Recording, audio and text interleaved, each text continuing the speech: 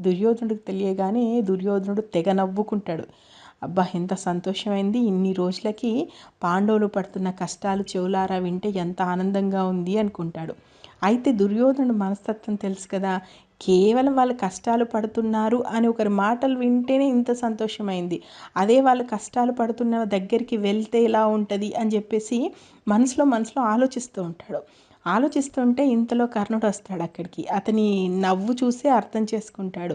అప్పుడు కర్ణుడు ఏమంటాడంటే దుర్యోధనతోటి, పాండవుల కష్టాలు చెప్తుంటేనే ఇంత ఆనందంగా ఉంది కదా, మనం పాండవుల కష్టాలు చూస్తే ఎలా ఉంటుందంటావు అంటాడు.